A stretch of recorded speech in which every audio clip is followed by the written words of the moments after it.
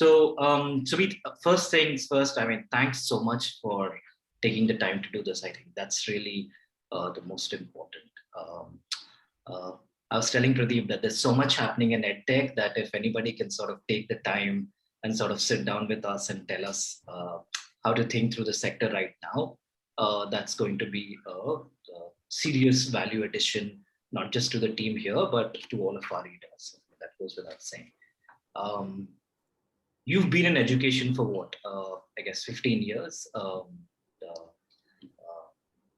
and Lead School is what? 8 years old, I guess. Yeah, 8 years old. Yes.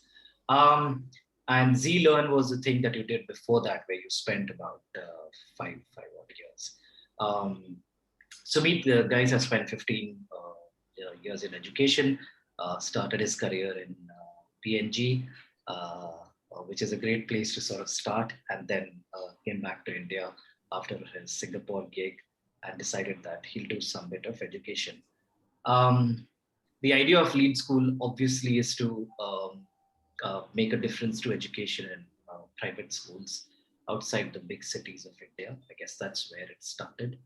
Um, and yeah, it's been a long time since you've been at it. Pradeep has done a fairly comprehensive story, very sort of spoken to you about all that has happened at Lead School. And we're really glad that you're here as part of this discussion. Thanks, Ashish, for those kind words. Great.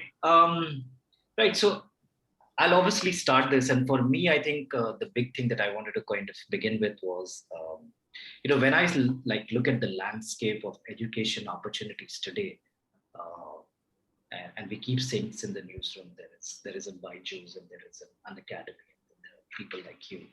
Uh, I was wondering if you have a certain thesis on the landscape of opportunities that are available in the education business right now, as we sort of sit. If you've sort of sorted through it and thought it through as to what are the big areas where you can actually make a difference and actually make money if you sort of spend some. We can start there and then Pradeep can lead you down a bit. Sure. See, I think I leave out higher education because that's a domain where we don't really spend too much time. But I mean, if we just focus on K-12, uh, and I have said this multiple times, that schooling, to my mind, is core and tuitions is optional. And that's the two universes. If you look at K-12, where uh, almost 260 million kids in India go to school, they spend 6 to 7 hours every day there. And then there is supplemental education where you can keep tuitions and you can put test prep. So broadly, if you look at K-12, those are the two segments. Core is schooling, and supplemental or optional is tuitions and test prep.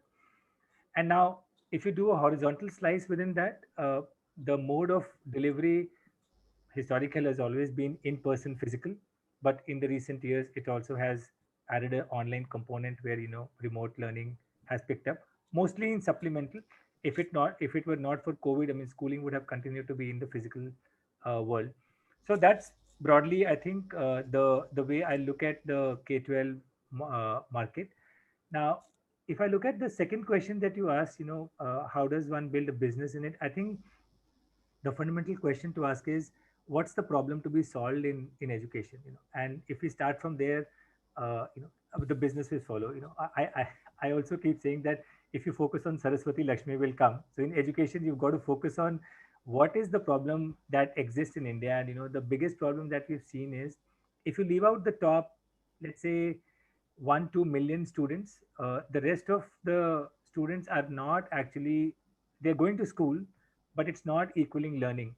And learning outcomes are poor, and there is now sufficient data, right, from PISA study to ASA data to NAS surveys, which shows that in Indian schools, learning outcomes are at least 1 2 3, sometimes 4 grade level behind. And that is what is keeping the majority of the students behind from achieving their true potential. So that's the problem to solve. Now, as you start getting into solving the problem, then different opportunities open up. But to my mind, schooling and solving that challenge, because that's where students are spending 6 to 7 hours, is the big one. And because people are not able to get good learning, then this supplemental market has sprung up in India, which is tuitions and test prep. And a lot of actions that you hear about in the market actually is in the supplemental space, whether it is Baiju, an academy, whoever. But in the core space, I think there is still a lot more innovation required.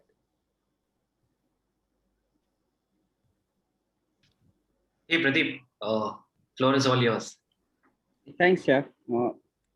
So, when you were kind of building this business, and what was the like you described to us what are the problems in core education? How did you start going about it? What was your plans? I assume there was a lot of back and forth that was involved before you actually kind of finalized this model that you go with right now. So tell us about that process. What did you realize? What were your learnings when you tried solving this? Uh, See, it starts from what was the thing that was irking me or hurting me, because and you've covered this early in your story. I grew up in a family of teachers, so my parents were teachers, so I had a sense of what good learning should look like. And then actually being out of India showed me how far India was behind some of the other countries. Uh, Singapore was about a 5-hour flight, but it felt like India was 20 years behind. Every time I would come, I would accompany my father and see what kind of learning was happening in the classrooms. And it was very clear that if we don't change the teaching learning process and therefore the learning outcomes in the schools, we're not going to be able to build the basic plumbing that is required for people to succeed in life or in future. So when I moved back to India, it was clear that K-12 and schooling had to be solved fundamentally. My Zealand stint also told me that the problem is not as bad in the metros and some of the higher income schools, because their teacher skill was okay and they had the resources available. Plus, students' family background was such that school only had to make a small incremental dent. A lot of the actually learning was happening at home and in the community, incidentally. So when I started looking at what is the like where can I make the biggest dent, because both me and Smita were going to commit our life to solving this, so it had to make a meaningful impact, otherwise it's not going to be worth it. So we saw that in India, schools are basically like a pyramid, right? I mean, you have the top 2-3 thousand schools across the country which are delivering good learning, and then there is a 1 million government school at the bottom, which where actually basic schooling itself is a challenge. But the middle was about 4-5 lakh schools, which are what we call private or affordable private schools, where parent aspiration was clear because they were paying money to get good learning.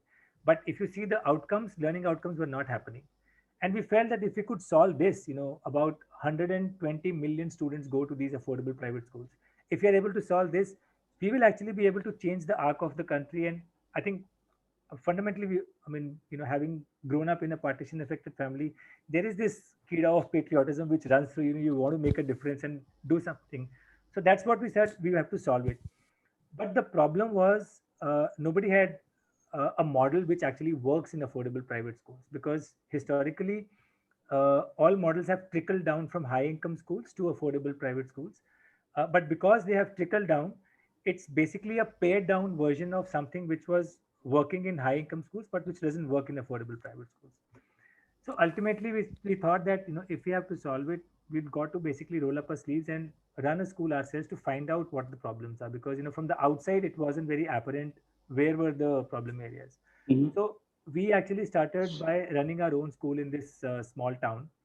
That's when we first realized very intimately what were challenges were. And I think basically there are three big challenges which you've got to solve for. One was that children who come from vernacular medium families, when they go to an English medium school, it's similar to me trying to learn math in Tamil. Now that language I don't understand, so to learn a subject in that language was very difficult. And unfortunately, they had no home support or no community incidental learning to really have some familiarity in English. So we had to solve the medium of instruction problem, because that was the roadblock in understanding any other subject.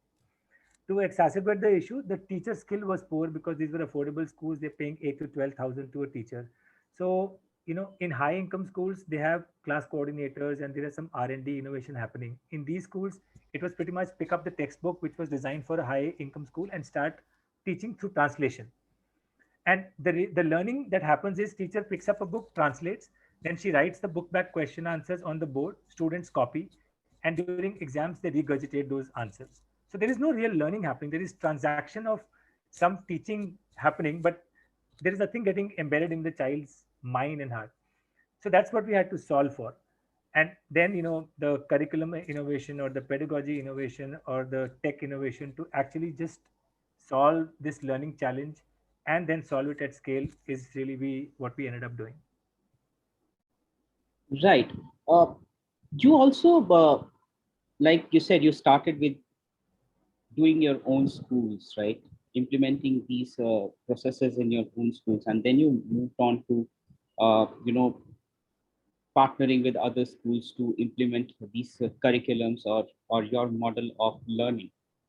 How difficult was it to go from B to B? Because traditionally, if you look at the Indian edtech market, every company, every startup from Byju's to everybody, they have chosen a different route. They have gone from B to C directly to the consumers or the students or their parents. Nobody has actually done it this direct B2B kind of a transformation where they have gone to schools. Whereas most other students, it would be easier to go to a school and sell the product to the students or convince the students. It would be a simpler solution.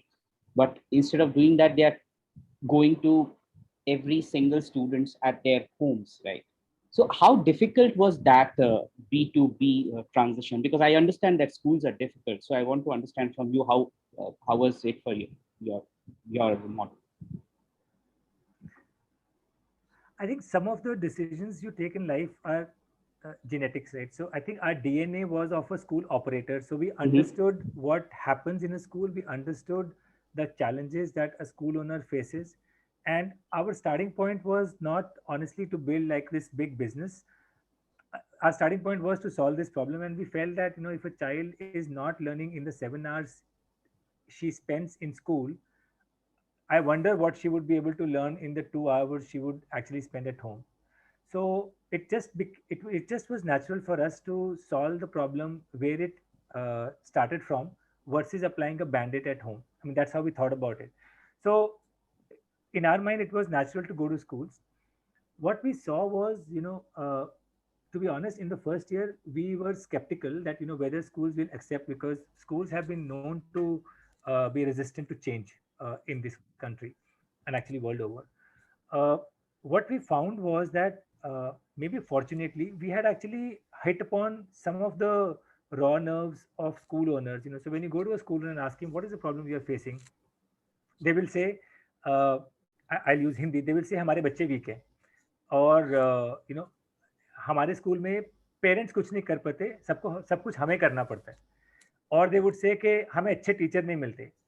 Now, these are all surface level symptoms, and people try to solve it at the symptom level by teacher training, or something else. But having run a school, we knew that the root cause was not that the kids were weak. The root cause was that for a kid, some rungs in the ladder were missing to access learning. And it wasn't that the teacher was not good. It was that the teacher had high will but low skill, and you had to augment that skill to be able to to empower that teacher. So having known that, when we were able to offer solutions, they kind of saw that there is somebody who's not just a vendor selling hope. There is somebody who's coming and saying, I will work with you to shift your learning outcomes, because we would go into a school and do baseline testing, show them where their students were, and then promise them that their student outcomes will improve within a year, and then deliver on that promise. So that was unheard of. Somebody assuring student learning outcomes for schools was like this new thing, that because nobody had done it before. People would come and sell books or smart classes or teacher training, but it was very input oriented. Nobody was committing outputs. And we fundamentally, maybe it was PNG or MBA, we are designed to be outcome oriented, that if you do something, it has to deliver the result that you're promising. My sense is that's what worked. And after the first 1-2 cycles, then word of mouth kind of spread. So if you ask me how difficult it was, I think in theory, when we were starting, it was sounding difficult, but when we got into action, we got decent adoption. Right. In fact, this was what interested me most in Lead School's story, right? When you talk about learning outcome oriented education or a model. And this is what fascinated me most because, you talk to different people in EdTech and you get different answers. Some people will say, what is learning outcome? Some people will say that, how do you measure learning outcomes? But this is something that has started getting traction everywhere. People are talking about learning outcomes. So, and this is what the main subject of today's discussion is too. Tell me about learning outcomes. How do you measure learning outcomes, and how important exactly they are? What are learning outcomes for you? Before you answer that, guys, we are also open to taking questions. So everybody can please pop in the Q&A box and type in their questions. We will take them as we go. So please, Sumit. Uh, I think that's an excellent question. But before I answer the question on learning outcomes, it's important to really understand what are we measuring, because uh, the measuring actually of the outcomes happen later, but the outcomes have to be first defined. Now in India, I think the good thing is that there is a basic starting point, which is the national curriculum framework, and the what NCRT has done well is it's basically laid out learning outcomes for each grade. So there is some amount of benchmarking available. When you do the analysis, you realize that that benchmarking is not the most robust. So you have to do some global benchmarking to ensure that you basically fill the gaps. And we've done it with some of the higher PISA ranking countries to ensure our learning outcome framework is robust. That's the first starting point. But it's also important to have an imagination of what do you want the student to graduate with when they pass out of your school, because that has to tie in very well with what will give them success in life. And it ties into the fundamental question of what is the purpose of schooling. And I'm saying this because unless we connect the dots, the learning outcome conversation can be very shallow and very what should I say, at a level which is very cognitive alone. So if you think about it, the basic purpose of education, and Gandhiji said it really well, that at one level you've got to make people capable to earn a living for their family, for their community. At the second level, you've got to make them a responsible citizen, and the third level you've got to make a good human being. Now, the purpose of education has to encompass all these three, because if it doesn't, then it's very transactional, and most schools are not able to deliver the first one, let alone the second and third. So what we did was, to begin with, we had a conception of the graduating student profile, which is that what kind of mindsets, what kind of skills, what kind of knowledge, and what kind of habits would a child need to develop to become a capable adult, responsible citizen, and good human being. Then we had to design a curriculum which actually achieves this, and that curriculum includes the core subjects, of course, because that's how they start to understand and make meaning of their life. But it also needed to have opportunities for practice so that they could gain those skills. Now, once you put this framework together, then you've got to figure out a way of figuring out whether progress is happening or not, because all this is fine in design. But unless you are able to check whether the child is making progress, there is no point of putting inside a curriculum. That's where learning outcomes come in. So for core subjects, we use the learning outcome framework, which is what we call NCRT embellished. So the NCRT learning outcomes of English, math, science, embellished with the global benchmarking of high ranking PISA countries. And for some of the skills, what we do is we look at uh, whether the child is availing of the opportunities for practice, because we know that this is learning by doing. You need to ensure that if you're building collaboration skills, there is group work in the classroom and outside the classroom. If you're building critical thinking, then there are student leadership movement where they pick up a problem and design a solution around it. If you want to basically build up communication, there are forums where they can actually practice speaking by first thinking and then expressing their views. If you don't create these opportunities for practice, there is no way to build those skills, and then you can actually have rubrics to see whether they have availed of those opportunities, and when they did, how well they did do. So this is the framework of learning outcomes in a school, and this is possible in a school because a lot of these learning outcomes are not just paper pen tests; they're also observation through a mediating adult. So so that's why learning outcome is a really deep uh, I would say, domain where you got to start from what is your conception of the graduating student profile. You got to design a curriculum which achieves it, and then have a framework of measuring whether progress is happening or not. I don't know how deep I went because this is a area of particular passion for me. So somebody asked, I can go on and on, but I'm going to pause and see if I answered your question. I'll let Ashish take this. Yeah. Yeah. Did you get it? So this level of explanation, which is of what you're going to measure and how you're going to measure it, did you get it right the first time, or what were the steps to sort of get to your final level of understanding? Uh, I think on the graduating student profile, we were clear because that actually had to do with a lot of reading, benchmarking, and conversations with people on what would give success to our students in the future, because that's the purpose of our schools. Uh, we actually failed big time in the first few attempts, because, and that's when we realized that we were using the wrong tools essentially. So when I say that, in our first school and in our first 5 schools, we thought that, if we pick up a normal Oxford Pearson book because they were the celebrated publishers, and we teach in the right way, learning will happen, because that's how we had also grown up in those kind of schools, and that was our conception. The first unit test actually shook us up because when you start doing something with the right intent, and the results don't come, you feel like, oh my god, am I treating these students as guinea pigs? Like, the results have not come and I promised and I wanted to do this. So there was a big turmoil and we had to figure out what was missing. So a couple of insights, like we evaluated the math assessments and we realized that students were able to do 23 plus 32, but the moment, I mean, they were not able to solve word problems. And we said, yeah, this is a language problem. They know math, but they don't know English. So it's a comprehension issue of the question itself. So unless we're going to solve English, how do we build math? So that was a light bulb moment. Then when we started to look at English, we realized that their vocabulary was like 2 3 grade levels below. If you look at a grade 3 student, they should have a certain vocabulary of upwards of 1,000 English words. They can convert their thoughts into sentences of meaning, and it wasn't there. Similarly, when you ask them to read a unseen text, they were not able to read and comprehend. So it means that whatever they know is memory, it's not comprehension. So we had to then figure out how do you build comprehension.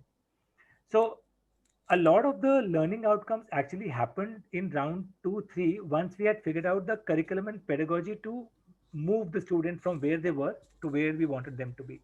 And that was the core learning outcomes of English, math, EVS. On the skills and mindsets, I would admit I don't think we are there yet. Because we see it as a journey. I think core subjects we have solved for. Communication now we have also solved for.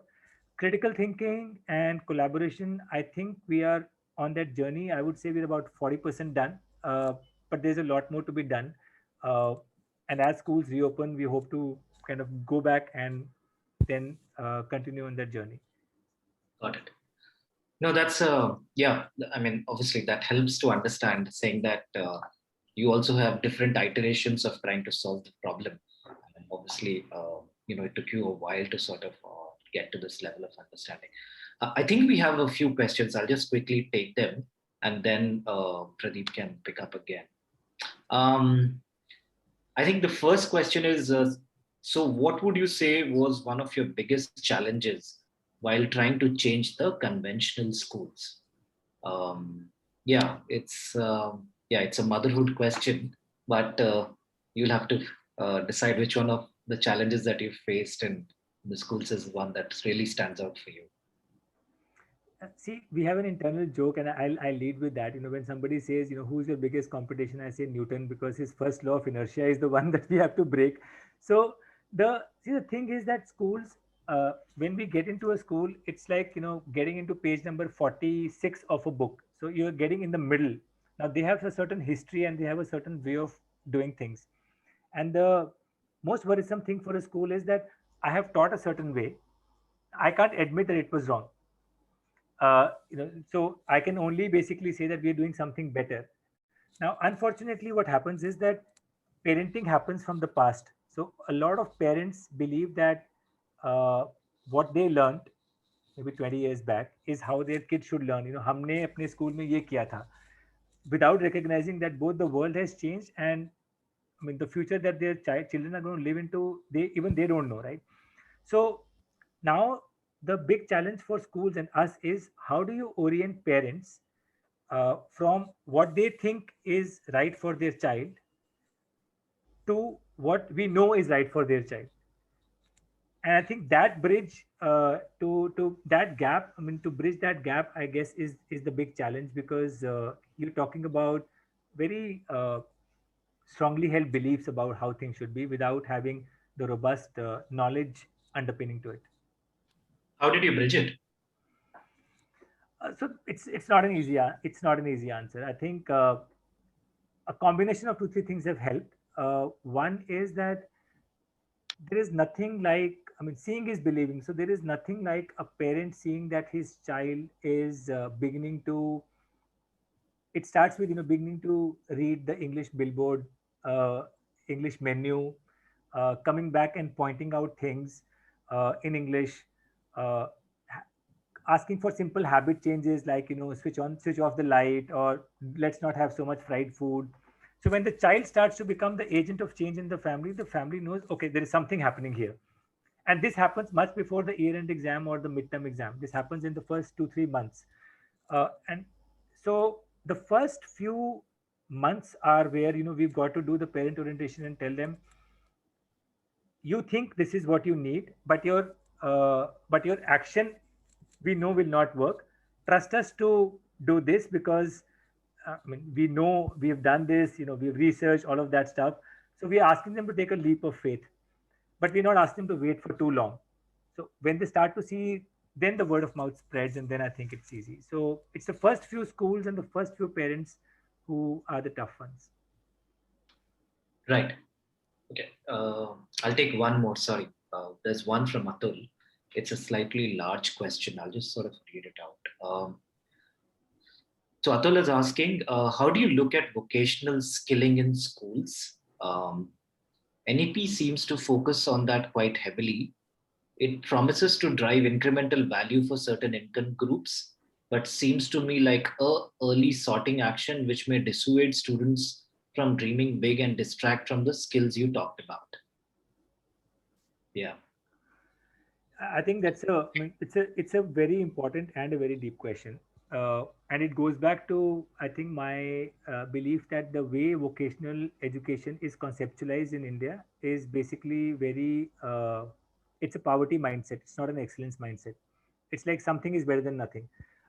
It's almost condemning some students who say that if we are able to give them some skills like a receptionist or a burger flipping guy, or a machine operator, it's okay because they might not have done any better. uh, and it is actually different from, maybe let's say, the country of inspiration is Germany, and how vocational skills is handled there is very different from how we're thinking about it.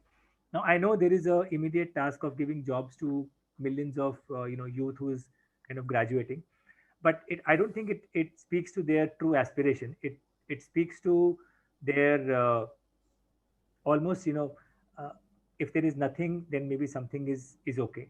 uh, if we do a good job from grade 1 to 8, we would see a lot more students actually taking the tougher sciences, to get to a good college and then find either a great job or start a business. But because we do such a bad job in grade 1 to grade 8, a lot of students have already decided that they can't do any better, so might as well do this thing and at least start earning a living. And also because their family background is such that every year spent after age 14 is like an opportunity cost. It kind of pushes them to that. So I agree with him that this vocational thing, the way it is conceptualized, is not about maximizing human potential. It's about something is better than nothing. Hey, Pradeep, all yours. Next question. Sorry. Yeah. So I remember speaking last time when we spoke for the story. You said once things come back to normal and the lockdown ends, You said that you are still not present in the eastern part of the country and the northeast, and you would like to, expand to those states in Bihar, West Bengal, and the northeast and stuff. So, how's that plan coming along? How in post lockdown? How are things? Yeah, we're now there already. I think there's only one state in India that we are not currently present, which is Arunachal Pradesh, but every other state we've gotten into.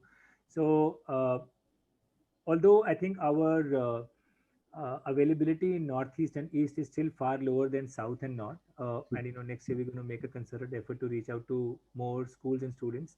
But I mean, one thing which has really helped us during the pandemic or the lockdown is, if there is any silver lining, which is that I think thankfully schools have started to appreciate that they are sitting ducks for a similar disruption, because they are so uh, rooted in past practices which are not amenable to continuity, uninterrupted learning.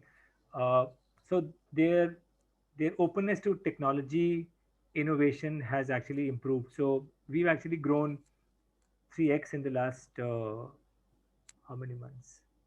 7 months, uh, and that includes the push into Assam, Manipur, West Bengal, all these states. When you go to different states, right, and you are present in most of the states across the country, is there a difference in the profiles of the students and the teachers and the schools? Is like one student different from is the student in Kerala different from, let's say, the student in Mumbai or Delhi? Or the schools, their mindsets, are they any different, or are they at the same level? Uh, See, I think one dimension is geography, and the other dimension is tiers. And what we have seen is that most metro students are, without overgeneralizing, are similar because they have access to similar resources. Uh, so we see that tier two, tier three, tier four town students, especially of the middle to lower middle income group, have a certain level of homogeneity of context, which is the vernacular medium family, low community incidental learning, similar low teacher skill with high will, high aspiration of wanting to escape the orbit that they are currently stuck in. So those are fairly homogeneous, and that actually allows our solution to scale because it's designed for that context. Our solution will fail if we go to a rich international school, uh, because it's not designed for them. And our school and our student and our sorry solution will have to be modified when we go to the government school system, because there the learning gaps and the background context of students would be even more different. But for the affordable school or the middle school segment, I think there is a fair level of homogeneity which we solve for. Right. Would you, let's say, like you said, like in the metros or in the bigger international schools, the resources that they have are fairly huge, in which case your model of learning is might not be required, but it is still required in affordable private schools as well. As, do you think you will ever be able to go down to government schools of across the country? Will there ever be a chance to do that? We have wanted to do it right from day one. I Hmm. think the unfortunately the prerequisite of accountability is missing there. See, we can solve for teacher skill. It's very difficult to solve for teacher will, and that's the fundamental issue in a lot of government schools. Again, without generalizing, because there's still some examples of great teachers in government schools. But I mean, uh, I have actually run 4 government schools in Delhi. I don't think we ever got to speak about that. And that experience taught me that unless there are conditions of accountability are put in place, it's very hard to solve the situation unless I kind of parachute my own teachers, in which case I'm running a private school. So I think unless there is a fundamental shift from the government in wanting to make that difference, and giving whoever partners with the government some accountability structure, I'm not very hopeful of somebody from outside being able to solve it.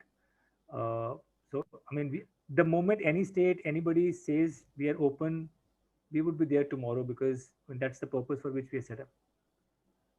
Right. Uh, I was also very interested, last time, and I think I couldn't obviously mention it that in that story in that detail, that much detail. When you talk about pedagogy and subject-wise learning, I remember you spoke about English and maths, right? How you have to solve for the English problem first, and then get down to the math problem. And obviously, we are okay with these things. And lot of edtech companies, they kind of build their model around math and science, and nobody focuses on, let's say, social science and languages and other things. So how do you tackle those subjects? Because obviously when you come down to the core education and school model, you have to solve for those subjects as well.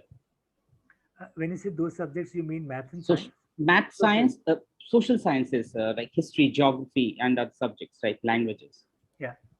Uh, I'll answer your question on why edtech companies focus on math and science and not on English, and then I'll answer on social subjects. Sure, I sure. think the answer there is basically in affordability. So, people who can afford 30,000 rupees a year uh, would typically have a good understanding of English. They will not be vernacular medium typically.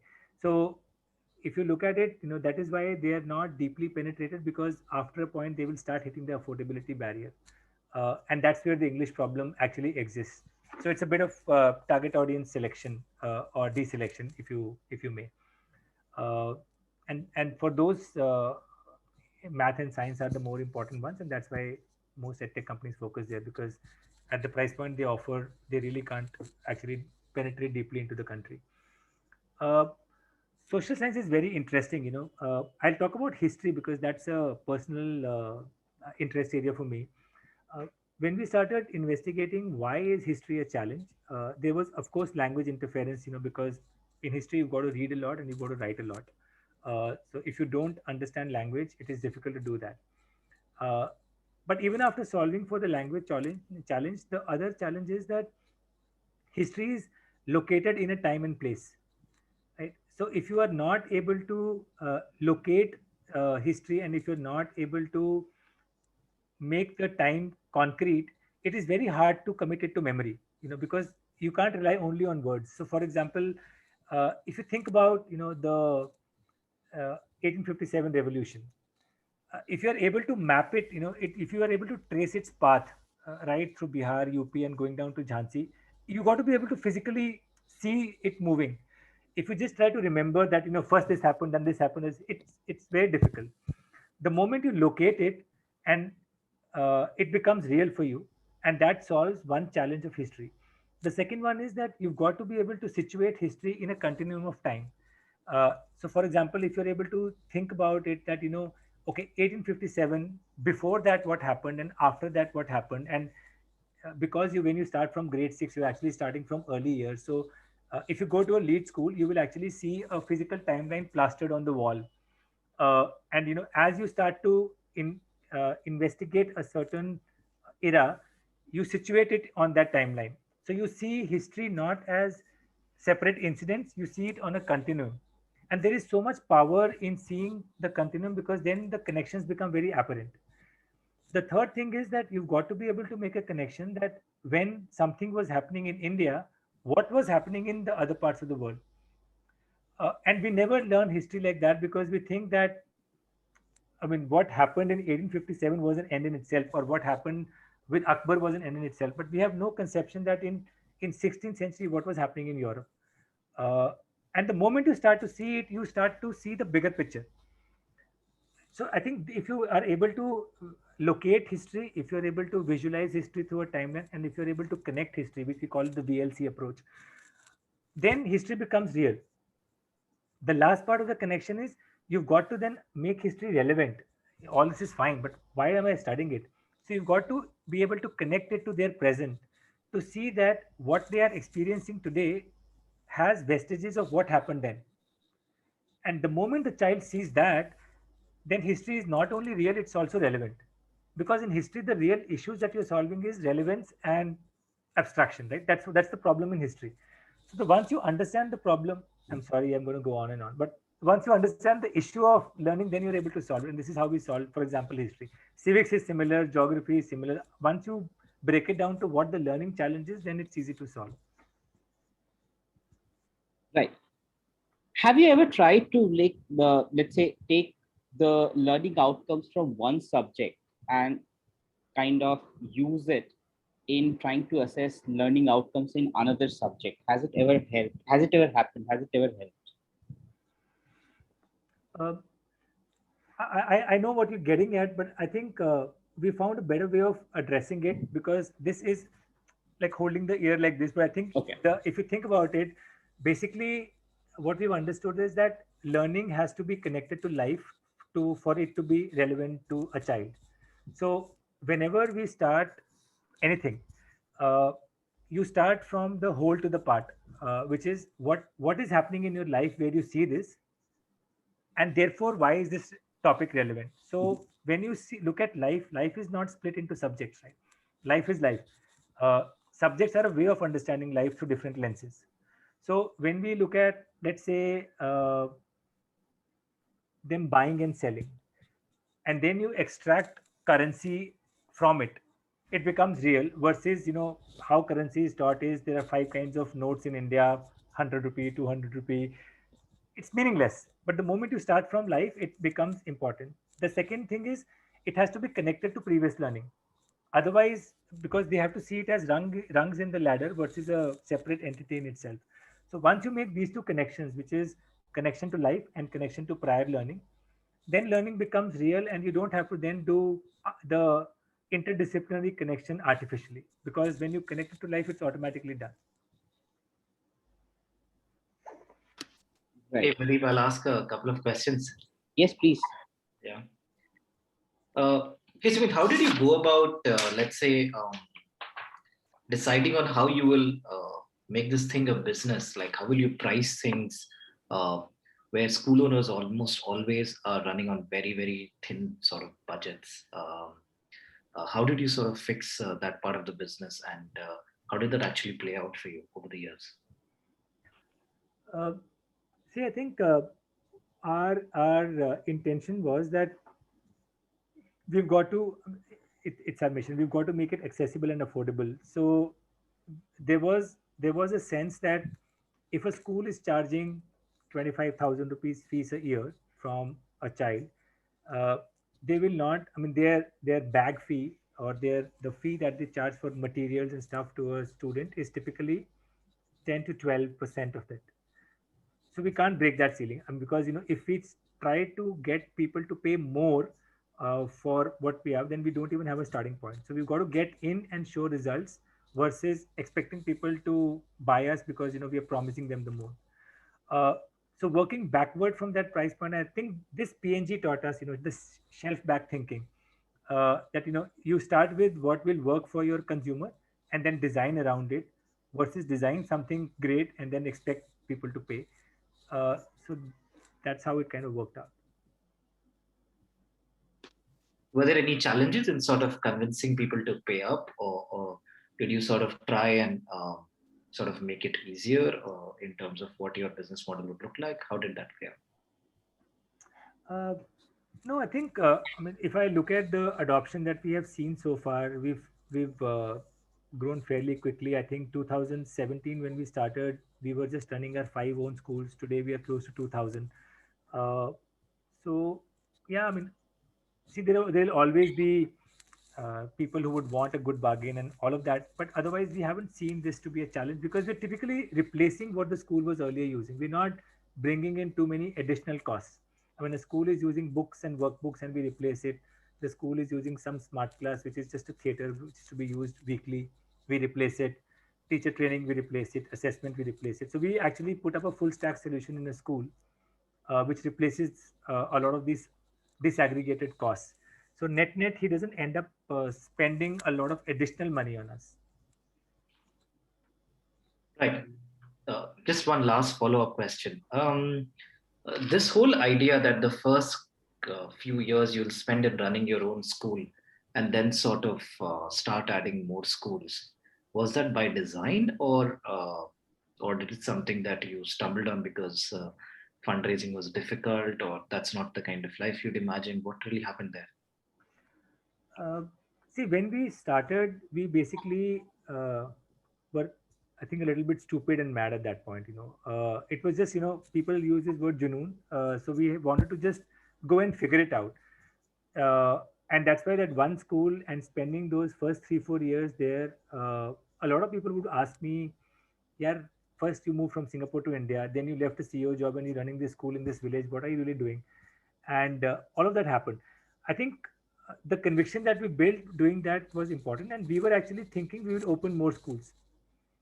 So we opened four more schools. We were running five, six of our own schools, and then we were running four government schools, like I mentioned. So at some point, we were running 9 10 schools. Uh, I remember me and Smita, actually we were going down for an evening walk, and I asked her that, see, we left Singapore and came back to here because we wanted to make a big dent. If we continue on this path, we'll end up having 50, 60, 70 of our schools. Okay. And India has 1.5 million. So that's not going to be a big enough dent. We'll maybe open 100 schools. So if we really want to make a difference, we've got to now think about offering what we have built to other partner schools. And what had happened was that in the preceding 1 2 days, there had been inbound interest from some parent of some friend saying, "Okay, I have heard about Lead School. Can we use your system?" So that kind of sparked care. Then maybe this is the way we can actually expand our impact far faster and more than opening our own schools. So that's what led to the desire to experiment. We thought in the first year we'll go to some 10 schools and see what happens. 30 schools took us, so we said, okay, this is working. So then we just kind of doubled down on it. I'll just follow up from Ashish's previous question, right? When you talk about your solutions being made for affordable public schools, and COVID, I was doing a story around the affordable private schools and the impact of COVID on them, and it was not pretty, right? A lot of schools actually had to shut down, and obviously education took a backseat because a lot of students across the country didn't have access to the infrastructure, right? Smartphones, data plans, and everything. Putting food on table was the first priority, and education took a backseat. And since you are tied up with the schools mostly, and you don't go to a B2C channel, what was the impact on your business? Yeah. See, I guess one caveat is that if you look at the pyramid of schools, the bottom of the pyramid is the government schools, about 1 million. Then there is what we call the low fee schools, which are basically charging less than 12,000 a year fees. Mm. Then there are the affordable schools, 12 to 40, and Mm. then there are the high fee schools above 50. Uh, Most of our work currently is in affordable schools. We are yet to percolate down deeper into low fee schools, and my sense is it will require tweaks in our model in terms of delivery and cost both, because the price range there is different. And the biggest hit are the students who go to government schools, because there is no learning happening there, Mm. almost no. And the biggest hit in terms of schools are the low fee schools, because their parent segment is where livelihoods have gotten affected, and Mm. there wasn't any savings to kind of dip into. In affordable private schools, there has been some impact on incomes and livelihoods, but they had some saving to dip into. So the schools have faced challenges in fee collection from parents, but they haven't lost enrollments, and there hasn't been as many schools who have shut down in this segment. Uh, and in fact, we've done now multiple surveys. 98% penetration of smartphones. Uh, I think 60% are shared devices, uh, mother or fathers, and 35 odd percent are actually dedicated devices for the kids now, because people have bought the cheaper smartphones to help their kids. So it has actually moved very rapidly over the last 8 9 months. Uh, and because we were able to do Lead School at home online schooling, we've been measuring how the students are learning. There's been a 10-point drop. So normally we deliver about 80% mastery in math, science, English. This year, middle midterm was 70%. So it was still, heartening that we were able to move students and get learning going even through the online. But there was a 10% dip. So to cut the long story short, financially schools have been impacted because of low fee collection. learning also has been impacted, like I mentioned, uh, but not to the extent of what has happened in low fee schools. Right. I'll take a couple of questions from our viewers, right? So Monish is asking, what are the key challenges in school owner principal mindset across different regions? For example, North versus West. That is number one. And number two, did you find any difficulties in the quality of infrastructure and learning outcomes across central versus state schools? Yeah. Uh, I think school owner and principal mindset, like I mentioned, is basically both being creatures of habit, like everyone else. So the transition is important. Most often, in these schools, if the school owner is bought into wanting to make a difference, then most of the other staff kind of fall in line because uh, he's the one who pays the bills. Uh, the will issue doesn't exist too much. uh, so I mean, in some instances, we have to ensure that teachers and principals require multiple iterations to come on board to doing things this way versus the traditional way. But more often than not, once you've convinced the school owner, then execution uh, is not that big a challenge. We, of course, see much higher adoption in South, and historically also we began our journey from South, so we have a lot more penetration in South. In North, I think the the love for tradition is higher than in South. I think in South, I've seen that both parents and schools are more open to innovation, to embracing change. In North, it requires a little more effort. Yeah, that's one difference we've seen. And central versus state schools infrastructure issues? Central versus state schools, the incoming student learning levels, there is clearly a difference. So when you do baseline testing, uh, CBSE schools will have on an average about 1 to 1.2 years of gap. State board schools will have about 1.6 to 1.8 years of gap. Right. Uh, One of our viewers is asking, what are your thoughts on schools in a post-COVID world? Yeah, I think, I mean, like I said, schools are core. What COVID has told us is that we all thought that schools are centers of learning. Uh, I mean, of course they are, but they are much more than that. I mean, schools are daycare centers first and foremost, and parents want to get their kids off their back for 8 hours a day because they need to earn a living. They need to have a life of their own, uh, and I don't think parents are used to taking care of their kids 24/7. I mean, that we've all kind of understood. So, the daycare role of a school is really important. The other role is the socializing role. The the peer group for children is so important, and we are hearing and seeing a lot of social emotional challenges happening because kids are not used to, and I mean, they shouldn't be spending too much time with adults. They should be spending time with people of their own age because that's where they learn the socializing skills of how do you deal with uh, social tension, how do you find your identity, how do you kind of deal with different relationships, uh, and that's not happened, and that's not happening, right? So people are also realizing that that's the second role a school plays, and then the third role, of course, is knowledge transfer. Now, knowledge transfer can happen online, but the other two will not. So, I mean, kids will get back to school. Schools will look a little different from what they looked before because they're going to embrace a lot more technology because they've realized that in order for them to be disruption proof, future ready, they will have to embrace innovation and technology, which they were slightly resistant to earlier.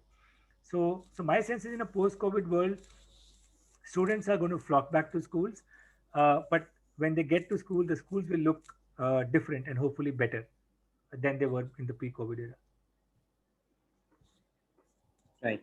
Ashish, you have any question, or do I go ahead with some more Okay, questions from our no, I don't have anything. I think this particular question, right, from Achyut, I thought that's a good question. Yeah. And I think we are down to 55 minutes. So And we have 3 more questions to go. Yeah. Right. Yeah. Sumit, so this question is education being one of recession-free industries. Why are you really doing this? Does money matter at the end of the day?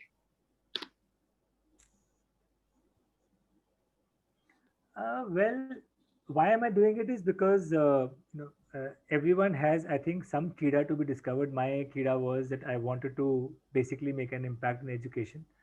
Uh, Whether money is important, I think money is important only to the extent of what purpose you will put into.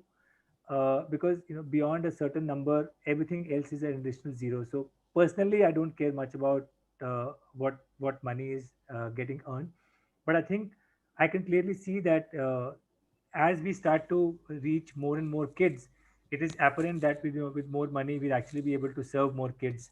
And to that extent, of course, it is important because it gives us access to serve more kids. Uh, yeah, that's how I think about it. So, so I'll just add on to that question. So, how do you do that? You obviously do that by raising more capital, right? Or you make profits where you sort of dip into that and do the growth. Right? How do you think that's going to play out for you? Which is that path? Uh, I think so. So the philosophical answer, honestly, is that we are both me and Smith No, are that's fine. Yeah, it's a very impatient. We are impatient because we feel that every year that we don't reach out to students, we lose a generation because those kids have passed from grade 10. So if I were to raise like a bucket load of money and be able to reach all 260 million kids tomorrow, I would love that. Because you know the number of kids we don't reach, they're basically getting poor education, and then they're going to struggle when they go to college or they go to uh, find jobs. So the purpose of money for me is, like I said, the ability to reach more students before we lose them uh, to life. And I think we'll get to a place where the current margins that we make at a certain scale will start to fuel that growth. But if we want to accelerate that growth, then of course external money is going to be helpful. So that's really the extent to which we need money to be able to accelerate our reach to more students. Hey, Pradeep, you can pick up the rest of the questions. I'm through. Sure. So one question has come in, which is, which stakeholder is the most difficult to convince for a product like Lead? uh, I think the decision maker is the school owner, and he acts as the trustee of the interest of the parents and child. So, I mean, he's the person we need to convince, because once we get, see, we have the confidence that once we get the opportunity to execute, we'll of course show the results. But the person who holds that decision card is the school owner. So that's the person we want to convince and get in. The rest of them will actually be convinced through the execution and the results. Right. Uh, Keshav Sankara has asked, who are the competitors to Lead School in this space? Who offers similar product to affordable private schools? Is there any inbound interest from state governments?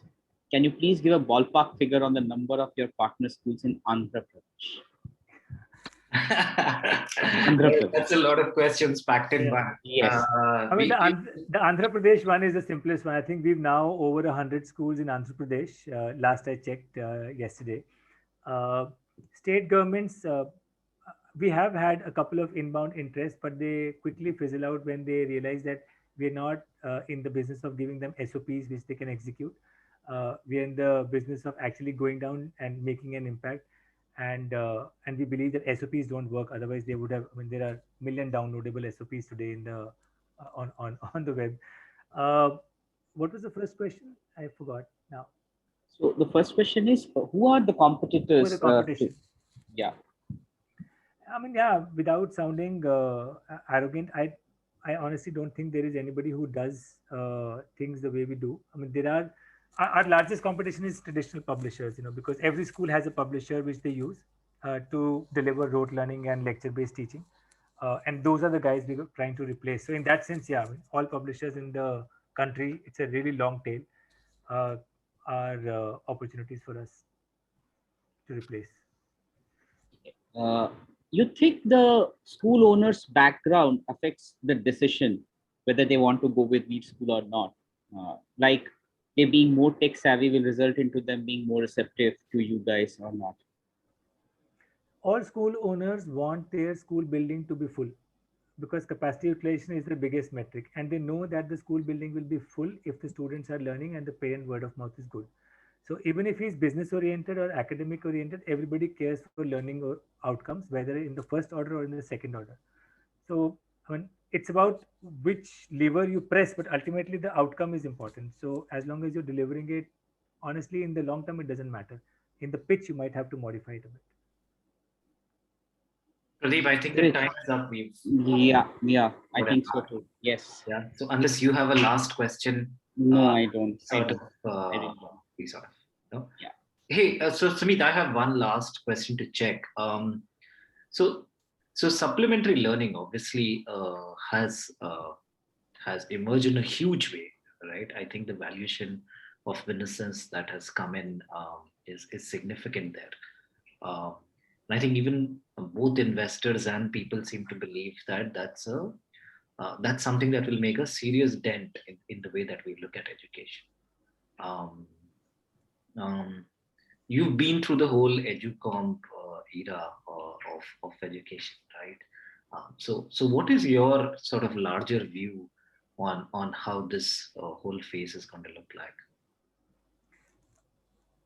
I think a lot of the stuff that is happening currently in online education will is either being designed to be acquired, uh, or it is solving some needs.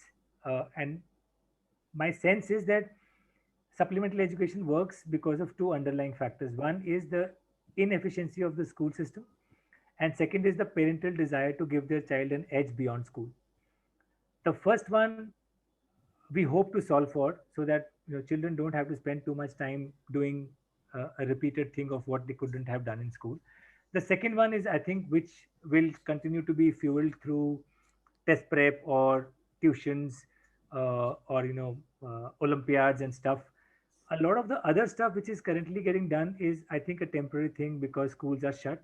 As schools come back to normal, you will see them struggling, because fundamentally they're not able to deliver learning and learning outcomes, because till age 12, a lot of human development research shows that mediated learning is important and socialized learning is important, which is tough to be done in the way. I mean, we are making the best of it because schools are closed. So yeah, I mean, parents will choose it in the interim, but long term, I'm not very hopeful of their prospects. Great. Pradeep, yours for the session to close. Thanks so much, Sumit. Great. Thanks, Sumit. Thanks again for joining, taking out the time to talk to us about this entire journey and enlightening us as to what learning outcomes is, because it's a thing that is being talked about increasingly in the tech segment. It was great having you. That's all. I hope we all have learned something from the session. Thank you for having me. It was, I mean, this is something close to my heart, like I mentioned. So anytime, but yeah, it was, and thanks for all the questions that people asked. I think it just also forces you to reflect and think about things in a certain way. So I had a lot of fun.